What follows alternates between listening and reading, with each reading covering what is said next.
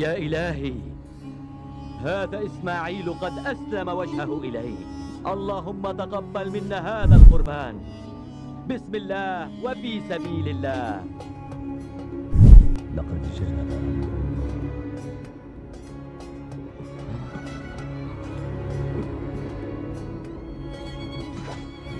وفديناه بذبح عظيم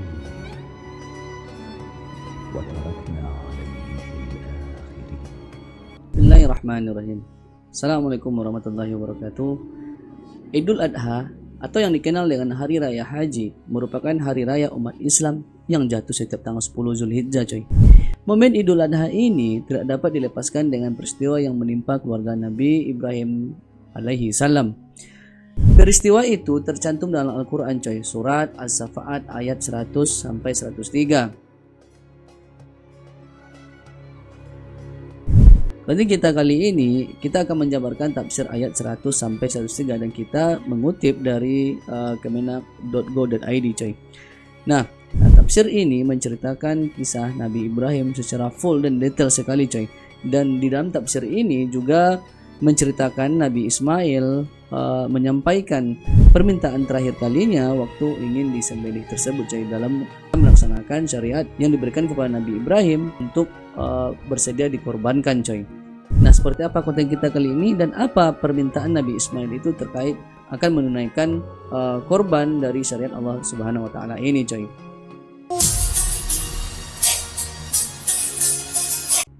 Nah, kita mulai dari peristiwa yang tercantum dalam surah As-Safaat ayat 100-103 itu, coy. Nah, dalam tafsirnya pada ayat ke-100 ini mengisahkan bahwa Nabi Ibrahim dalam perantauan memohon kepada Tuhan agar dianugerahi seorang anak yang saleh dan taat serta dapat menolongnya dalam menyampaikan dakwah sehingga mendampinginya dalam perjalanan menjadi kawan dalam kesepian.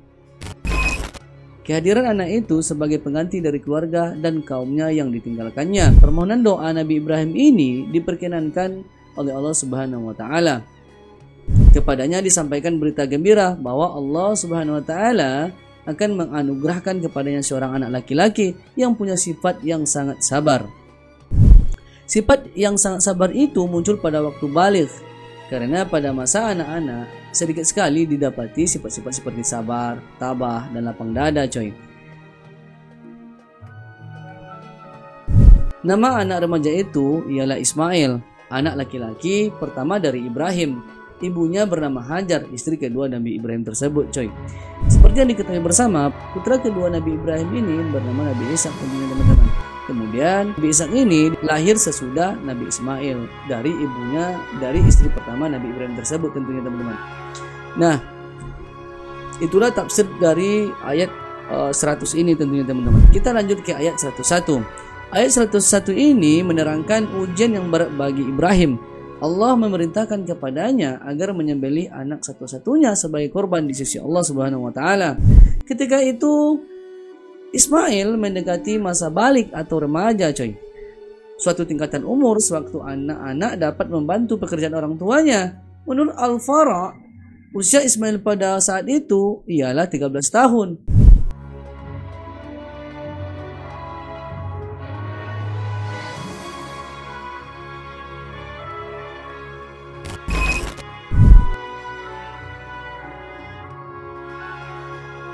Nabi Ibrahim dengan hati yang sedih memberitahukan kepada Ismail tentang perintah Tuhan yang disampaikannya kepada melalui mimpi. Dia meminta pendapat anaknya mengenai perintah itu, coy. Perintah Tuhan itu berkaitan dengan penyembelihan diri anaknya sendiri, yang merupakan cobaan yang besar bagi setiap orang tua dan anak, coy. Sesudah mendengarkan perintah Tuhan itu, Ismail dengan segala kerendahan hati berkata kepada ayahnya agar segera melaksanakan segala apa yang diperintahkan kepadanya. Nabi Ismail dengan segala kerendahan hatinya, dia taat, rela dan ikhlas, coy, menerima ketentuan Allah Subhanahu wa taala serta menjunjung tinggi segala perintahnya dan pasrah kepadanya.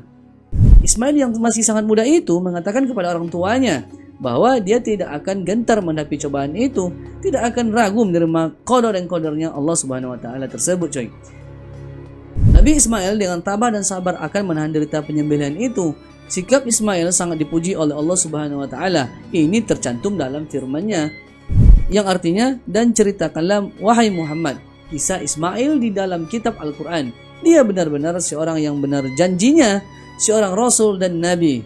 Itu tercantum dalam surat Maryam ayat 54. Tafsir selanjutnya pada ayat 103 sampai 105 coy. Tatkala keduanya sudah pasrah kepada Tuhan dan tunduk atas segala kehendaknya, kemudian Nabi Ismail berlutut dan menelungkupkan mukanya ke tanah sehingga Ibrahim tidak melihat lagi wajah anaknya itu. Dengan demikian Nabi Ibrahim bisa dengan cepat menyelesaikan pekerjaannya. Nabi Ibrahim mulai menghunus pisaunya dan menyembelihnya. Pada waktu itu datanglah suara malaikat dari belakangnya coy, yang diutus kepada Ibrahim mengatakan bahwa tujuan perintah Allah melalui mimpi itu sudah terlaksana dengan ditelungkupnya Ismail untuk disembelih. Tindakan Ibrahim itu merupakan ketaatan yang tulus ikhlas kepada perintah dan ketentuan Allah Subhanahu wa taala. Sesudah malaikat menyampaikan wahyu itu, maka keduanya bergembira dan mengucapkan syukur kepada Allah Subhanahu wa taala yang menganugerahkan kenikmatan dan kekuatan jiwa untuk menghadapi ujian yang berat itu coy. Kepada keduanya lah Allah memberikan pahala dan ganjar yang setimpal, karena setelah menunjukkan ketaatan yang tulus serta ikhlas, mereka dapat mengatasi perasaan yang sangat dewasa semata-mata untuk menjunjung perintah Allah. Menurut riwayat Ahmad dari Ibnu Abbas, tatkala Ibrahim diperintahkan untuk melaksanakan ibadah sa'i, datanglah setan menggoda coy. Setan mencoba berlomba dengannya, tetapi Ibrahim berhasil mendahulunya sampai ke Jumrah Aqabah. Setan menggoda lagi, tetapi Ibrahim melemparinya dengan batu sebanyak 7 kali sehingga dia lari. Pada waktu Jumratul Wusta, datang lagi setan untuk menggodanya coy, tetapi dilempari lagi oleh Nabi Ibrahim sebanyak 7 kali. Kemudian Nabi Ibrahim menyuruh anaknya menelungkupkan mukanya untuk segera disembelih. Ismail pada waktu itu sedang mengenakan baju gamis panjang dan putih. Dia Nabi Ismail berkata kepada bapaknya, "Wahai bapakku, tidak ada kain untuk mengafaniku kecuali baju gamisku ini. Maka lepaskanlah supaya kamu dengan gamisku dapat mengafaniku." Maka Ibrahim mulai menanggalkan baju gamis itu. Tetapi pada saat itulah ada suara di belakang menyerunya, "Hai Ibrahim, kamu sudah melaksanakan dengan jujur mimpimu itu." Ibrahim segera berpaling. Tiba-tiba seekor domba putih ada di hadapannya. Nah, itulah penggalan tafsir yang kita kutip dari Kemenak tersebut coy, dari ayat As-Safaat ayat dari 100 sampai 105.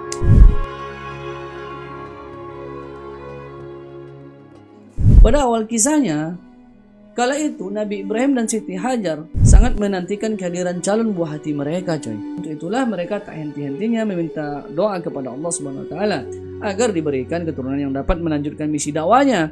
Dalam kisahnya, Nabi Ibrahim ini adalah seorang pengembala yang kaya raya coy. Dia mempunyai banyak hewan ternak.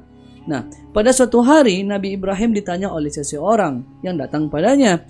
Dalam beberapa pendapat, yang datang seseorang itu adalah seorang malaikat coy. Dan sisi yang lain adalah memang orang biasa yang sangat miskin. Seseorang itu bertanya, milik siapakah ternak sebanyak ini? Nah, Nabi Ibrahim menjawab, kepunyaan Allah lah semua ini, tapi sekarang ini masih milikku. Sewaktu-waktu bila Allah menghendaki, aku serahkan semuanya. Jangan cuma ternak. Bila Allah meminta anak kesayanganku Ismail, saya akan aku serahkan juga. Dan tafsir Ibnu Katsir, pernyataan Nabi Ibrahim yang akan mengorbankan anaknya inilah yang kemudian dijadikan bahan ujian oleh Allah Subhanahu wa taala coy, yaitu Allah menguji iman dan takwa Nabi Ibrahim melalui mimpinya yang benar agar ia mengorbankan putranya yang kala itu masih berusia 7 tahun. Anak yang sangat elok rupawan dan sehat itu pun dikorbankan dan disembelih coy, dengan menggunakan tangannya sendiri. Sungguh mengerikan peristiwa ini. Peristiwa ini diabadikan Allah dalam Al-Quran, yang artinya Ibrahim berkata, "Hai anakku, sesungguhnya aku melihat dalam mimpi bahwa aku menyembelihmu, maka fikirkanlah apa pendapatmu."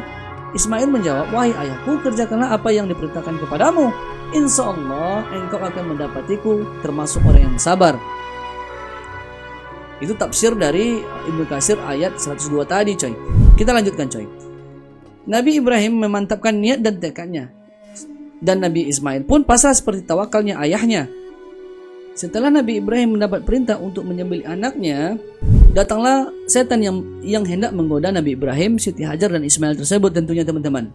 Dari sebuah riwayat, Ibnu Abbas menerangkan bahwa ketika Nabi Ibrahim alaihissalam diperintahkan Allah Subhanahu wa taala untuk melaksanakan haji, Nabiullah pun ditemani malaikat Jibril bergerak menuju Jumrah Aqabah, sehingga setan mencoba menggodanya. Lalu Nabi Ibrahim melemparinya dengan 7 batu. Setan pun tersungkur. Ketika tiba di Jumrah Wusta, setan kembali bangkit dan menghalanginya.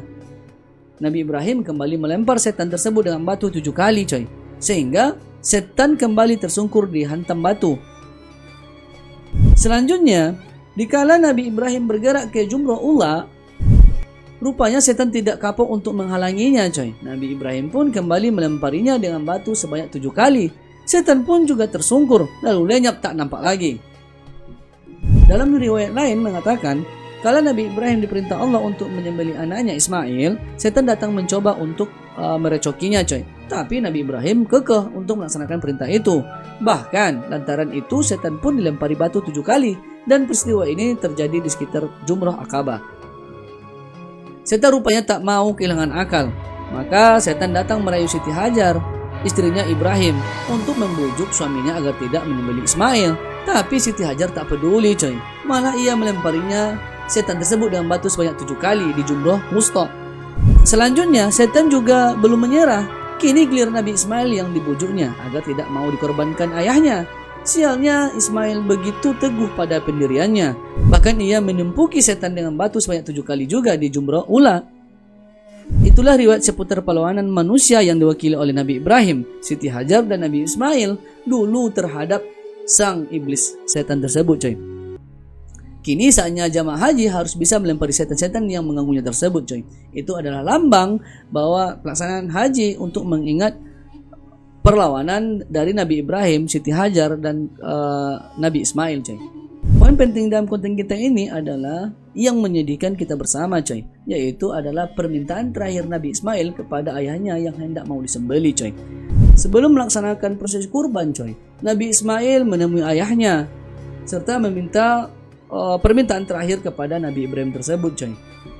Nah, adapun permintaannya yang pertama itu, hendak melaksanakan kurban, ikatlah tanganku kuat-kuat agar tidak banyak bergerak hingga menyusahkanmu wahai ayah. Yang kedua, hadapkan wajahku ke tanah agar ayah tidak iba melihatku saat disembelih nanti ayah.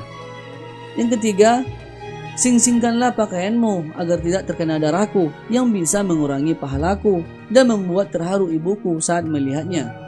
Permintaan keempat, Nabi Ismail meminta tajamkanlah parangmu wahai ayah agar mempercepat pelaksanaan penyembelihan itu dan dapat meringankan beban penderitaanku. Permintaan kelima, sampaikanlah salamku pada ibuku wahai ayah. Berikanlah pakaianku ini sebagai kenang-kenangan dari putra tunggalnya agar menjadi penghibur dalam kesedihan, dan katakan padanya agar sabar menerima perintah Allah Subhanahu wa taala. Permintaan keenam ini wahai ayah, jangan pernah ceritakan pada ibuku bagaimana cara ayah mengikat dan menyembelihku. Permintaan ketujuh, ingatlah wahai ayah, jangan sesekali ayah membawa anak-anak ke rumah agar ibuku tidak selalu mengingatku dan membuatnya susah hati. Permintaan terakhir, bila ayah melihat anak sebayaku, jangan ayah tatap dia dalam-dalam agar ayah tidak gelisah dan bersedih hati dalam mengingatku. Saat pisau hendak digerakkan, tiba-tiba Allah berseru dengan firman-Nya, menyuruh menghentikan perbuatannya. Allah meridai pengorbanan dan kepasrahan keduanya. Allah berfirman dalam Al-Quran, yang artinya, dan kami tebus anak itu dengan seekor sembelihan yang besar. Ismail yang semula dijadikan kurban untuk menguji ketaatan Nabi Ibrahim, digantikan Allah dengan seekor domba yang besar, yang putih, bersih dan tidak ada cacatnya. Dikisahkan, kibas atau domba yang dibawakan malaikat Jibril tersebut coy, berasal dari surga coy. Ya tentunya kibas ini persembahan dari anaknya Nabi Adam, yaitu Khabil. Demikian peristiwa keikhlasan Nabi Ismail dan Nabi Ibrahim coy. Peristiwa ini menjadi dasar ibadah kurban untuk mendekatkan diri kepada Allah Subhanahu wa taala, serta dilanjutkan oleh syariat umat Nabi Muhammad SAW. Wallahu a'lam bishawab.